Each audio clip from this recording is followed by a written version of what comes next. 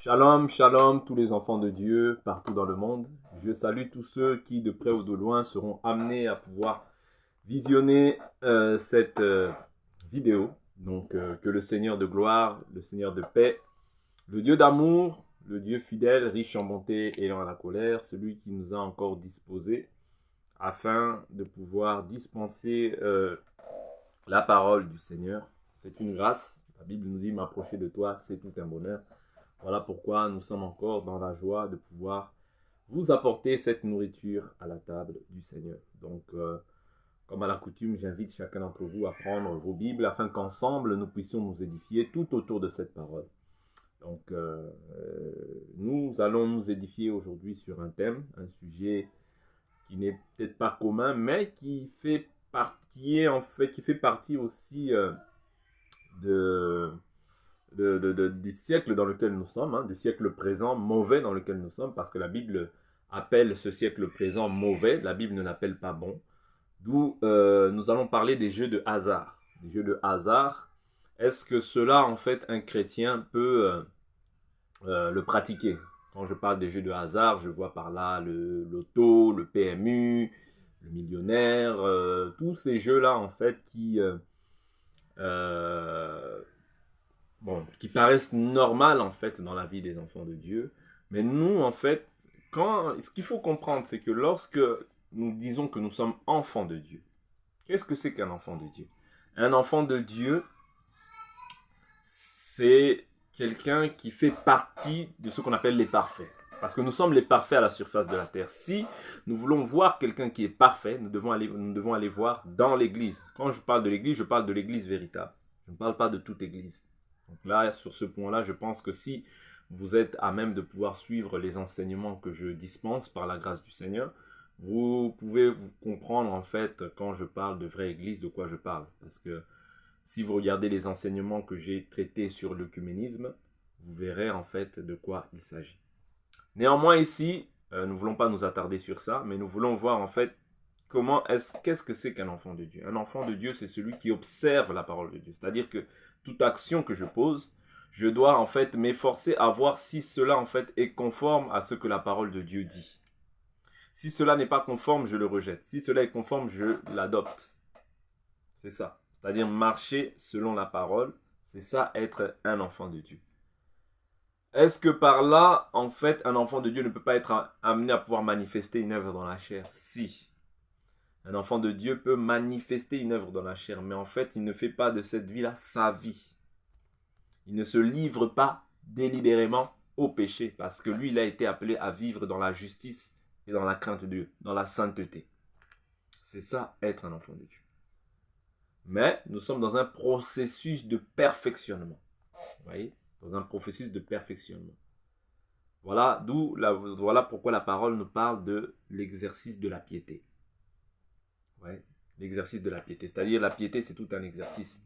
Plus tu t'exerces, plus tu es saint. Voilà pourquoi la Bible nous dit aussi dans d'autres termes, celui qui est saint, qu'il se sanctifie davantage. C'est-à-dire que quand tu reçois Christ, tu deviens saint, mais tu dois maintenant te sanctifier davantage. Donc c'est ça qu'on va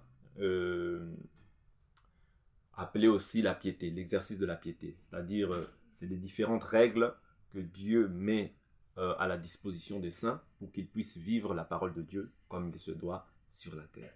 Donc voilà un peu ce que je voulais expliquer en bref. Comment est-ce que doit se comporter un enfant de Dieu dans ce monde? C'est-à-dire la distinction doit être manifeste. On ne peut pas dire que nous sommes enfants de Dieu, mais qu'on ne voit pas en fait un changement radical dans notre manière de vivre, dans notre manière de nous comporter, dans notre manière d'agir, dans les actions, les décisions, les choix que nous prenons. Non. Nous devons être radicaux quant à ce qui concerne la vie du péché. C'est-à-dire, quand je parle du péché, j'inclus toutes sortes de péchés. Vous voyez, je n'inclus pas le péché comme étant, non, toutes sortes de péchés. On ne va pas ici commencer à distinguer les péchés. Et ici, nous voulons parler, pour ne pas nous écarter de notre sujet, les jeux de hasard. Nous voulons voir à la lumière des Écritures, est-ce que nous avons vu en fait les apôtres ou bien les prophètes faire ces jeux-là de hasard. Vous voyez, donc c'est très important que les enfants de Dieu ne se disent pas qu'est-ce que ça fait. Qu'est-ce que ça fait? Tout est permis, mais tout n'est pas utile. Tout est permis, tout est permis, tout est permis. Ok, dans tout est permis, ce qu'il faut regarder, c'est premièrement, est-ce que cette chose est utile? Secondement, est-ce que cette chose édifie? Parce que la Bible dit, tout est permis, mais tout n'est pas utile. Tout est permis, mais tout n'édifie pas. Vous voyez? C'est-à-dire que toi, étant un enfant de Dieu, tu dois regarder si la chose est permise. Mais secondement, tu dois regarder si la chose édifie. Ces deux choses sont essentielles dans la foi d'un enfant de Dieu. Est-ce que c'est permis? Est-ce que ça édifie? Si ce n'est pas permis, si ça n'édifie pas, ce n'est pas pour toi. Et si cette chose-là, est-ce que cette chose-là trouve maintenant un fondement dans la parole? Je ne dis pas ça comme étant une loi, mais je dis cela comme étant du bon sens. Comme étant du bon sens. C'est-à-dire, moi, je suis un enfant de Dieu. Tout ce que je fais, les actions que je pose au quotidien, je dois le voir à la lumière des Écritures si cela est écrit. Parce qu'il y a beaucoup de gens, en fait, qui prétextent certaines choses en disant que oui, mais la cigarette ce n'est pas écrit que nous ne pouvons pas fumer la cigarette. Ok. Est-ce que c'est permis? Est-ce que ça édifie?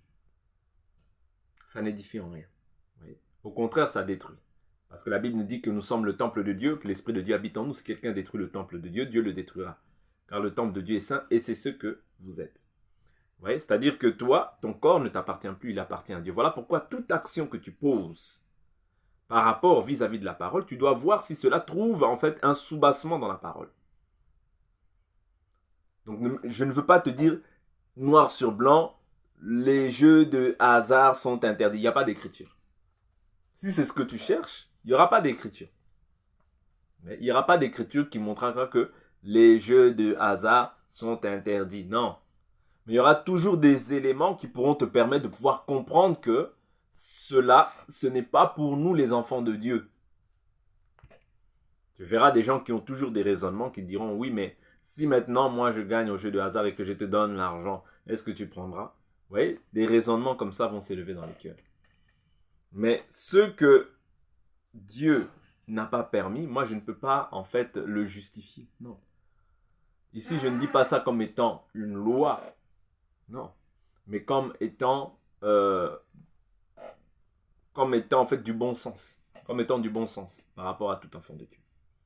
Parce que je dis toujours que quand tu agis ainsi, quelle est la motivation qui te pousse? C'est le fait d'être riche. Et quand tu agis ainsi, tu dois comprendre que c'est un autre esprit qui t'anime. Ce n'est pas l'esprit de Dieu. Parce que l'esprit de Dieu ne peut pas te pousser en fait à ce que lui te demande, parce que le Seigneur nous demande dans sa parole de nous contenter de nos biens actuels. Oui? Donc on ne peut pas en fait justifier parce que nous sommes dans cette position-là qui nous arrange, parce que nous sommes addicts à ces jeux-là. Donc commencer maintenant à justifier en fait des actes qui sont anti-doctrinales.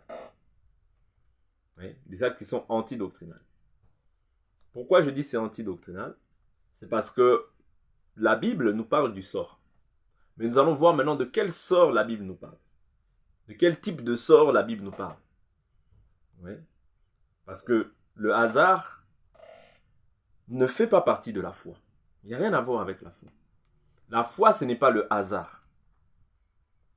Oui? La Bible nous dit, mon juste vivra par la foi. Mais s'il se détourne de moi, mon cœur ne prend pas plaisir en lui. C'est-à-dire, quand je crois, je marche par la foi. Et la foi que nous confessons, la Bible nous dit, la foi vient de ce qu'on entend vient de la parole du Christ. La foi que nous confessons en Christ Jésus, Éphésiens chapitre 2, verset 20, vous avez été édifiés. Édifier veut dire bâtir, construire. Sur quoi? Sur le fondement des apôtres et des prophètes, Jésus-Christ lui-même étant la pierre angulaire. C'est en lui que tout l'édifice bien coordonné s'élève pour être un temple saint et agréable à Dieu. Et nous sommes l'édifice de Dieu, la maison de Dieu. C'est-à-dire Dieu habite maintenant en nous par son esprit. Voilà pourquoi tout ce que nous faisons comme acte, nous devons en faire poser des actes qui sont à la gloire du Dieu qui est venu habiter en nous, le créateur du ciel et de la terre, donc Jésus-Christ de Nazareth. C'est ça qui est important. Voilà pourquoi toi, tu joues au jeu de foot, au jeu de ceci, au jeu de cela.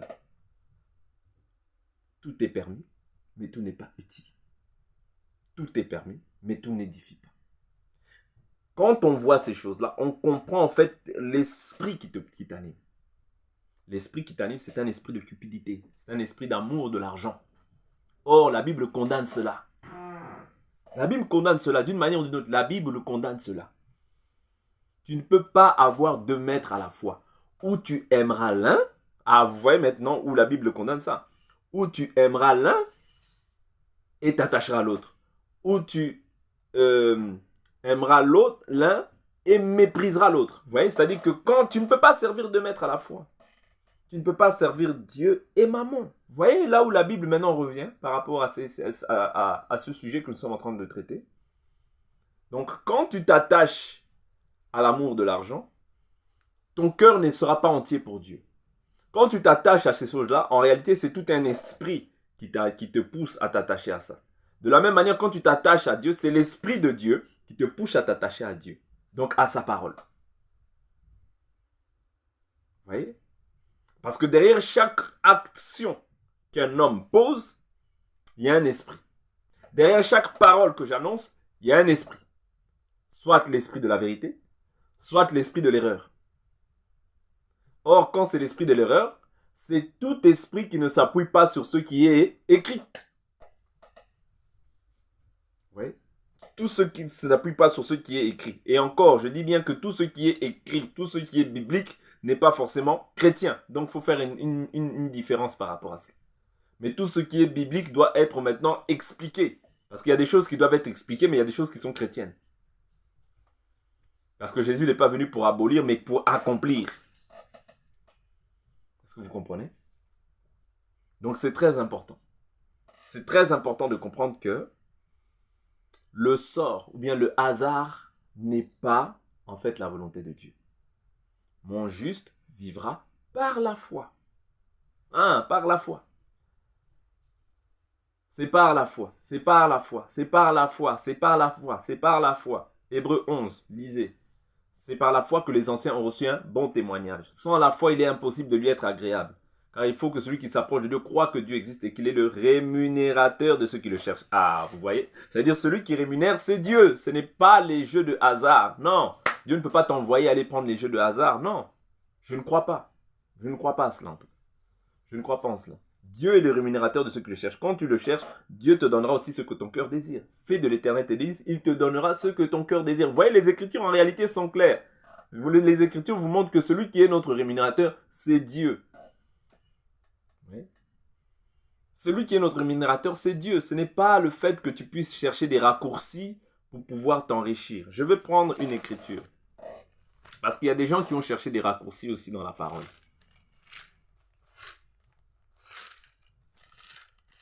Il y a des gens qui ont cherché des raccourcis dans la parole. Allons dans le livre de 2 Rois.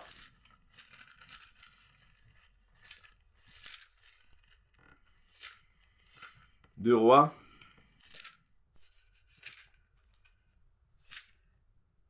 Deux Rois, je prends. 2 Rois, prenons le chapitre.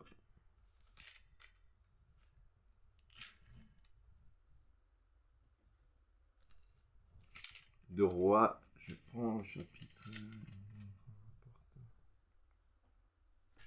chapitre 5. 2 Rois, chapitre 5, je prends à partir du verset. Bon, vous connaissez l'histoire, je ne vais pas lire tout dans son entièreté, mais c'est l'histoire de Naaman le Syrien, vous voyez, qui a été guéri de sa lèpre par Élisée, qui lui avait dit d'aller se plonger 7 fois dans le Jourdain et il sera guéri. Et par la suite de cela, Naaman a été guéri, donc il lui a offert des présents. Il lui a offert des présents et Élisée a refusé ses présents en fait par rapport à la guérison. Parce que la guérison vient de Dieu et non pas d'Élisée comme si c'était lui qui avait la capacité de pouvoir guérir quelqu'un. Mais c'est la grâce de Dieu qui est sur lui qui a permis qu'il puisse guérir. Donc la Bible nous dit, je suis 2 Rois chapitre 5 au verset au verset 2 Rois chapitre 5 au verset 16. Élisée répondit, l'Éternel devant qui je me tiens est vivant, je n'accepterai pas. Naaman le pressa d'accepter, mais il refusa. Alors Naaman dit, puisque c'est non, permets que l'on donne de la terre à ton serviteur, une charge de mulet, car ton serviteur ne veut plus offrir ni holocauste ni sacrifice à d'autres dieux qu'à l'Éternel. Que l'Éternel pardonne cependant ceci à ton serviteur, quand mon Seigneur entre dans le temple de Rimmon pour s'y prosterner, et qu'il s'appuie sur ma main. Je me prosterne aussi dans le temple de Rimmon, que l'Éternel donne à ton serviteur lorsque je me prosternerai dans le temple de Rimmon. Élisée lui dit, va en paix. Il le quitta, parcourut une certaine distance. Géasi, le jeune serviteur d'Élisée, homme de Dieu, se dit, voici, mon Seigneur a ménagé Naaman, ce Syrien. On n'accepta pas de sa main ce qu'il avait apporté. L'Éternel est vivant. Je vais courir derrière lui et j'en obtiendrai quelque chose. Alors Géasi se mit à la poursuite de Naaman. Naaman, le voyant courir derrière lui, se précipita au bas de son char pour aller à sa rencontre et dit, tout va bien-t-il bien? Il répondit, tout va bien, mon Seigneur. M'envoie te dire, voici qu'arrivent maintenant chez moi des monts d'Éphraïm, 2 jeunes gens d'entre les fils des prophètes. Donne pour eux, je te prie, 1 talent d'argent et 2 vêtements de rechange. Naaman dit, consent à prendre 2 talents. Il insista auprès de lui et mit 2 talents d'argent dans 2 sacs et les donna ainsi que 2 habits de rechange à 2 de ces jeunes gens qui les portèrent devant Géasi. Arrivé à la colline, Géasi les prit de leurs mains, les déposa avec soin dans la maison et renvoya ces hommes qui partirent. Puis il vint lui-même et se présenta devant son Seigneur. Élisée lui dit, d'où viens-tu, Géasi? Il répondit, ton serviteur n'est allé ni d'un côté ni d'un autre. Mais Élisée lui dit, ma pensée n'était pas absente quand cet homme a quitté son char pour revenir à ta rencontre. Est-ce le temps de prendre de l'argent et de prendre des vêtements, puis des oliviers, des vignes, du petit et du gros bétail, des serviteurs, des servantes? La lèpre de Naaman s'attachera à toi et à ta descendance pour toujours. Et Géasi sortit de sa présence avec une lèpre comme la neige. Donc la lèpre est symbolisée aujourd'hui par le péché. Souvenez-vous, dans Matthieu chapitre 8, l'Écriture déclare que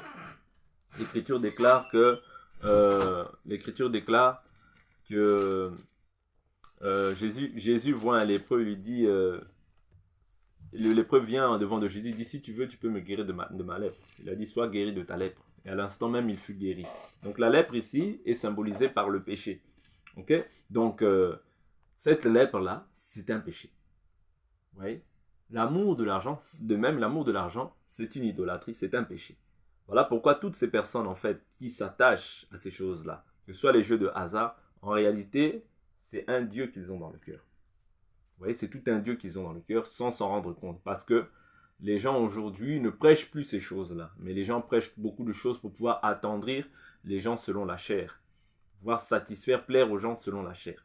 Or, nous devons dire la vérité afin que les gens soient libérés ou délivrés de la manière, de l'ancienne manière de vivre qu'ils ont hérité dans la chair. Vous comprenez? Donc c'est ça le but. Donc ici on voit que la personne qui s'est attachée en fait à ces biens-là, la lèpre s'est aussi attachée à lui, ainsi qu'à sa descendance. Donc il est très important, étant des enfants de Dieu, nous puissions comprendre que nous ne pouvons pas nous attacher à ces choses-là, mais nous devons nous attacher à la parole. Vous voyez? Parce que c'est la parole qui est la vérité. Maintenant, en ce qui concerne le sort, dans la Bible, on peut voir aussi différents aspects où on a fait un sort. Mais ici, c'était un sort physique. Je vais prendre ça dans le livre de Esther. Allons dans le livre de Esther rapidement. Allons dans le livre de Esther. Parce que les gens vont toujours justifier. Donc ici, nous ne sommes pas là pour lutter avec la chair et le sang. Mais nous sommes là simplement pour amener en fait davantage de précision par rapport en fait aux gens qui se livrent à ces choses-là, qui sont anti-bibliques. Esther chapitre 3 verset 7. La Bible nous dit, le premier mois qui est le mois de Nissan, la 12e année du règne d'Assyrus, en présence de Haman, on jeta le pour, c'est-à-dire le sort, sur chaque jour, du 1er au 12e mois, qui est le mois d'Adar. Haman dit au roi Assyrus, il y a un peuple à part, ils sont partout infiltrés parmi tous les peuples, dans toutes les provinces de ton royaume. Leurs lois les distinguent de tout peuple, ils n'exécutent point les lois du roi. Il ne vaut rien pour les rois de les laisser en repos, qu'il plaise au Seigneur leur perte. et je pèserai 10 000 talents d'argent entre les mains des fonctionnaires du royaume pour les verser dans le coffre du roi. Le roi retira le sceau de son doigt et donna à Aman, fils d'Hammédatha, l'Agagite, adversaire des Juifs. Vous voyez? Donc ici, on voit que le sort en Israël, on appelait ça le pour. C'était pour jeter un sort. Quand je dis un sort, ce n'est pas un sort maléfique, mais ici, c'était... ici, en fait, voilà, il dit le premier mois qui est le mois de Nissan, la 12e année du règne, le mois d'Assyrus, en présence de Haman, on jeta le pour, c'est-à-dire le sort. Vous voyez, il jeta un sort. Okay? Pourquoi le sort sur chaque jour du mois, au 12e mois, qui est le mois d'Adar. Haman dit au roi Assyrus. Donc ici, c'était réellement pour pouvoir exterminer les Juifs, parce que le Mardoché ne se prosternait pas devant Haman. Donc ici, ils ont jeté le sort par rapport à cela. Mais maintenant, nous pouvons voir encore sous la grâce. Sous la grâce, les apôtres aussi tiraient au sort. Ouais, tiraient au sort. Mais là, parce qu'il y a divers sorts. Hein. Il y a les sorts aussi, bon, qui sont maléfiques. On verra ça aussi dans le livre d'Ézéchiel par la suite. On verra aussi cela dans le livre d'Ézéchiel. Ici, je prends le sort par rapport en fait au hasard, par rapport au fait que les gens se livrent au hasard, au jeu, au sort, à toutes ces choses-là. Donc, je ne vais pas rester sur le terme ou sur le mot, mais je prends des mots qui sont à peu près semblables. Hein. Okay? Donc, n'en tenez pas rigueur. Donc, je suis essayé pour pouvoir essayer de pouvoir prendre vraiment des choses qui sont des synonymes. Donc, Acte chapitre 1, pardonnez-moi, je prends le verset 21. L'Écriture dit, ainsi parmi ceux qui nous ont accompagnés tout le temps que le Seigneur Jésus allait et venait avec nous, depuis le baptême de Jean jusqu'au jour où il a été enlevé du milieu de nous, il faut qu'il y en ait un qui soit avec nous, témoin de sa résurrection. Ils en présentèrent deux, Joseph, appelé Barsabas, surnommé Justus, et Matthias. Puis ils prièrent en ces termes, Seigneur, toi qui connais les cœurs de tous, désigne lequel de ces deux tu as choisi, afin qu'il prenne sa place dans ce ministère et cet apostolat que Judas a quitté pour aller à la place qui est la sienne.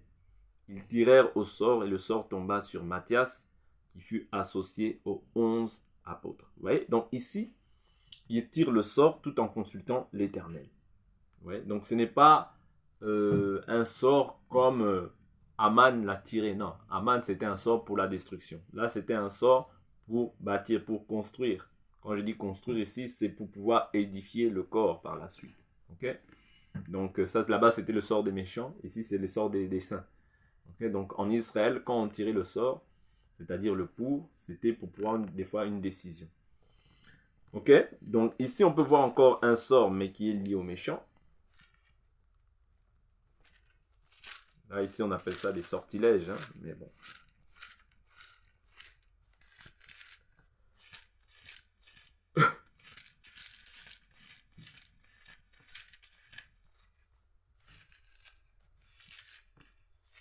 Le sort qui est lié aux méchants, c'est aussi les autels des méchants, en quelque sorte. Donc nous, en étant des enfants de Dieu, nous avons un autel. Mais bon, ce n'est pas notre partage.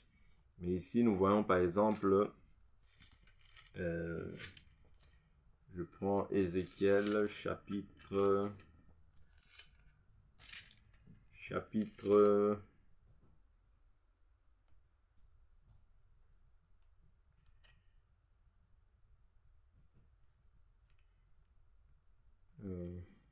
voilà. Ézéchiel chapitre 21, verset 25. Tu traceras un chemin pour l'épée arrivé à Rabat, ville des Ammonites, et en Juda, car Jérusalem, ville fortifiée. Car le roi de Babylone s'est placé au carrefour, à l'entrée des deux chemins, pour pratiquer la divination.